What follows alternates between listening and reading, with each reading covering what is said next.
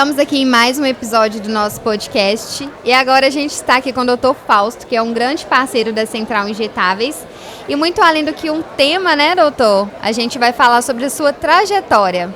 Então, nesse primeiro momento, eu queria que você falasse um pouco para o nosso público como foi a sua trajetória dentro da terapia nutricional injetável. Esse início, né? Isso aí, Camila.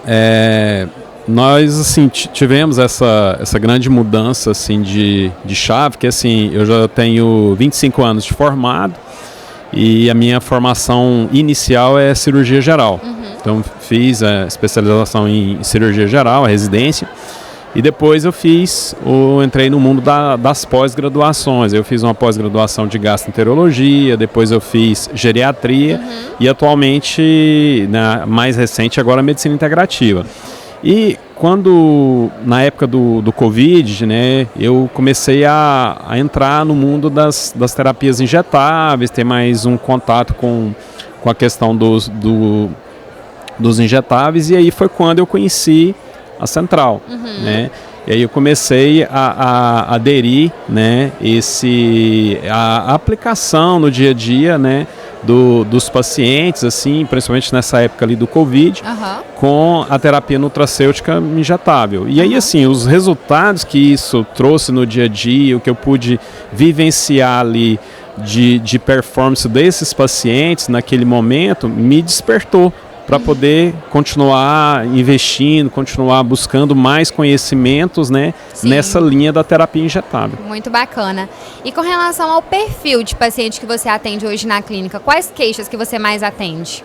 Hoje, assim, chega no meu consultório, né, tanto os pacientes que vêm através da porta da gastroenterologia, então aqueles pacientes da parte digestiva, das questões hepáticas, da parte intestinal, né, tudo isso chega, e chega muito também os pacientes da área da geriatria. Então são aqueles pacientes já mais fadigados, pacientes com já baixa de autonomia, de todos esses problemas que acompanham, doenças neurodegenerativas que acompanham esse público dos 60 mais. Sim. E assim, doutor, eu vejo que quando os médicos atendem ali diversas patologias no dia a dia, se faz necessário trabalhar a base, né? Que é ali repor um nutriente que está faltando, entender ali a origem dessa patologia. Como que você aborda o tratamento desse seu paciente? Você faz essa base inicial e depois entra com um protocolo específico? Isso mesmo, a gente sempre trabalha isso, né? Por exemplo, hoje a gente, né, eu estou aqui, já participei de todos esses congressos da Central, nós estamos no terceiro. Sim. E sempre a gente vê falando muito disso. E eu coloco isso muito em prática, né? Então, ali naquele primeiro contato, na anamnese, você procura identificar todo o estilo de vida desse paciente. Como é que está a alimentação dele, como que está a questão de atividade física, como que está o sono. Então, você procura entender todo esse processo, porque não adianta. Qualquer terapêutica que você for fazer, os melhores ativos que você for dar para aquele paciente, se você não entender, não trabalhar esse processo, e esse processo passa principalmente pela questão intestinal, você tem que entender e fazer com que o paciente entenda a importância do intestino. Hoje o intestino, a gente reconhece que ele é um órgão endócrino. Sim. Então a questão de ritmo intestinal, de funcionamento, de ir ao banheiro, isso é o menos importante do intestino. Ele tem um papel super importante na questão de absorção de nutrientes e produção de hormônios, de neurotransmissores. Então, assim, essa base ela tem que ser trabalhada. E o fígado também é um órgão que a gente dá muita atenção, porque tudo vai passar pelo fígado. Sim. Toda essa parte de metabolização. Então não adianta. Qualquer protocolo que eu for instituir para um paciente, por exemplo, com a sarcopenia, se eu não trabalhar essa parte intestinal dele, não trabalhar essa parte hepática dele e não trabalhar essa base que é sono, alimentação e atividade física, não vou ter um resultado, não vou conseguir extrair um resultado de excelência, que é o que o paciente está atrás quando nos procura. E a gente observa muito que nessa era que a gente vive ali de má alimentação, estilo de vida inadequado, né, com relação ali a esporte, prática de atividade física, as síndromes desabsortivas têm se aumentado muito, né? Principalmente com relação à desbiose. E a gente vê também várias patologias envolvendo ali o fígado, né? Doenças hepáticas relacionadas ao leaky gut, à desbiose intestinal, porque a gente tem a permeabilidade intestinal, né? O que faz com que entre mais toxinas e gere ali algumas doenças hepáticas. E eu queria entender como que é a sua abordagem para esse paciente que você precisa tratar o fígado. Então, a questão do fígado, não dá para você olhar ele de uma maneira isolada. E geral também, né? Você precisa de ver todo um contexto. E isso que você falou é super importante. Você vê se aquele paciente tem uma desbiose, se ele tem um super crescimento bacteriano, se ele tem um super crescimento fúngico, se ele tem um leaky gut. Então, você precisa trabalhar isso, né? E essa parte, a partir do momento que você aborda essa questão intestinal, e hoje, por exemplo, você pega um paciente da área da psiquiatria que tem um transtorno depressivo, você tem que ir lá no intestino, você tem que mexer lá, porque senão você não vai ter resultado. Não adianta você dar antidepressivo se você não trabalhar essa base para você modular e melhorar a produção de neurotransmissor. Então, quando você tem alguma coisa, você pensa em alguma coisa específica do fígado, você tem que trabalhar essa parte intestinal também, porque tem que ter esse sinergismo, essa sincronia. E essa parte do aparelho digestivo em si me faz também lembrar que eu sempre tenho que ter uma atenção para a parte não só de intestino, mas a parte de estômago também, que é onde que tudo começa. Então, uma coisa super importante, eu vi a questão do processo de digestão desse paciente, a questão da mastigação, da questão de enzimas digestivas, desse processo de você orientar tudo isso, porque isso vai impactar diretamente na parte de absorção. E o fígado especificamente, a gente tem que ter todo um cuidado com ele, principalmente com esse suporte terapêutico, principalmente de injetáveis, para você otimizar esse fígado para ele fazer todo o processo, que é o processo de detoxificação, o processo ali de conjugação, de toda aquela fase 1, fase 2 do detox, para você você ter um resultado a partir do momento que você vai para um protocolo específico. Um exemplo, no caso dos idosos, é um protocolo de sarcopenia. Quando você pega, às vezes, um paciente com esse processo de desbiose, você trabalhar um protocolo de saúde intestinal. Então, para isso tudo, eu tenho que trabalhar primeiro essa questão do fígado, né? A base. E com relação a essa otimização da detoxificação hepática, fase 1, fase 2, quais moléculas, quais ativos você mais utiliza na sua prática clínica? Assim, o que sempre a gente utiliza muito a questão do ácido alfa-lipoico, né? Que é uma arma assim, poderosíssima que a gente tem nas mãos. E, além disso, sempre eu lanço mão também de outros ativos, o complexo B, né, o trio metilador, né, B6, B9 e B12, a coenzima Q10, que também vai atuar ali, principalmente em questão de saúde mitocondrial, e metionina. Então, taurina, tem uma série de... Isso, né? Acetilcisteína, que vai transformar em glutationa, né? Agora, esse novo medicamento agora que a Central está nos dando essa opção, que é o NAD. NADH com NAD+, também vai vir assim, incrementando muito a questão dos nossos protocolos. Então a gente trabalha todos esses ativos, né? Geralmente eu faço ali 2 sessões semanais desse detox, né, totalizando 4 sessões, e a partir da segunda semana, né, das 4 sessões concluídas, aí eu vou para o protocolo específico de acordo com aquilo que o paciente precisa, né, no caso da sarcopenia, no caso da saúde intestinal, ou às vezes no caso de um paciente que precisa assim, um tratamento específico pro fígado, né? Um exemplo, um paciente com cirrose hepática, por exemplo. Aí a gente vai dar toda aquela atenção, mas inicialmente eu faço todo esse processo do detox hepático para fazer esse processo da ativação, para colocar o fígado em plena atividade para poder receber todos os outros nutrientes, né, que eu vou passar. E você vê isso na sua prática clínica, quando você faz esse processo de detoxificação hepática antes do protocolo específico, os pacientes têm um melhor resultado? Com certeza, né? Evidente, assim, que você vê que o resultado é totalmente diferente, porque você está fazendo esse dever de casa, né? Você está trabalhando a base. E eu nunca esqueço, mesmo no tratamento com os injetáveis, de você sempre estar observando os hábitos de vida do paciente. Às vezes eu complemento com algumas coisas por via oral, alguns suplementos. Você comentou sobre um que eu acho muito interessante colocar no tratamento do paciente, pensando ali no estômago, que são as enzimas digestivas, né? Faz muito sentido trazer elas pela via oral. Por exemplo, eu sou de uma época, você vê, 25 anos de formado, eu sou de uma época que a gente usava muito IBP. E a gente sabe as consequências do IBP para a saúde do paciente, né? Questão até de Alzheimer, a questão de você muda muito ali o pH do estômago, então você predispõe ao aparecimento de pólipos, e isso pode lá na frente, às vezes, até desencadear um processo de câncer.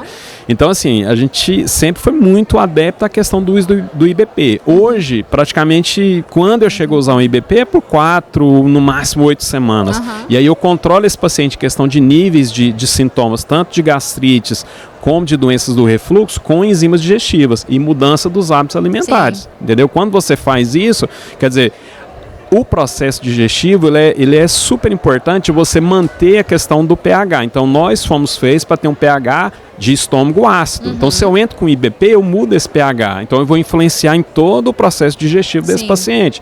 E vou piorar a questão de desbiose, de leaky gut, vou piorar tudo.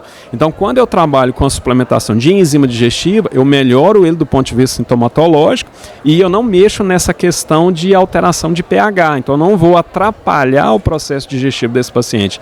Então, assim, as enzimas são uma baita ferramenta que a gente tem na mão e isso impacta muito de forma positiva a vida do paciente. Eu acho que isso vai trazer muitos insights positivos para os nossos telespectadores, porque eu conheço muitos profissionais que não fazem uso da prescrição das enzimas, né?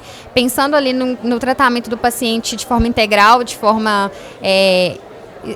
de atingir ali, né, todos os órgãos e tecidos, faz muito sentido a gente começar ali da base mesmo, que é o que a gente comentou lá no início, né? E assim, o Camila, tipo, qualquer patologia, o paciente entrou dentro do seu consultório por qualquer porta. Às vezes ele veio por conta de uma dor no estômago, ou veio às vezes por uma questão assim, de uma dor abdominal.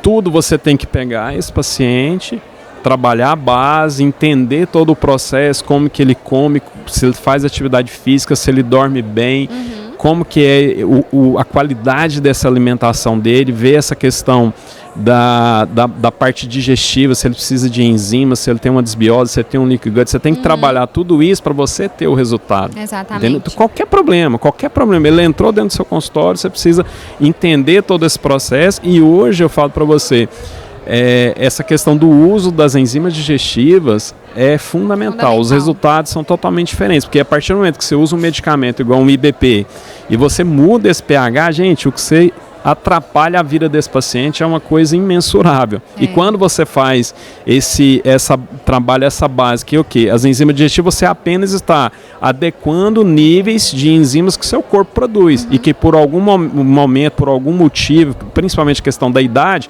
a gente vê essa queda a partir de 35 anos de idade, esses níveis mais baixos de enzimas, você, a hora que suplementa e coloca em níveis adequados, você traz aquela harmonia para o paciente novamente. Exatamente. E isso impacta diretamente nos seus resultados. Muito bom, doutor. Para a gente finalizar, eu queria que você falasse um pouco desse suporte que a Central Injetáveis traz aí para os nossos parceiros e deixasse um recado também para os seus colegas médicos. Assim, sem dúvida nenhuma, a Central foi assim um divisor de águas na minha vida, sabe? Porque quando eu decidi fazer essa... Fui assim, tive esse viés disruptivo de sair dessa medicina tradicional e entrar para a medicina integrativa. Eu encontrei assim uma base, uma sustentação muito grande com o pessoal da Central. Eu sempre falo assim que a qualidade dos produtos que eles nos oferecem, tanto na Central Injetáveis, como na Central Pharma, como na Central Nutrition, né, também a questão do suporte. Então assim, isso tudo mudou muito a questão do nosso dia a dia. E o que mais me chama atenção na Central é a questão desse suporte que ela nos dá.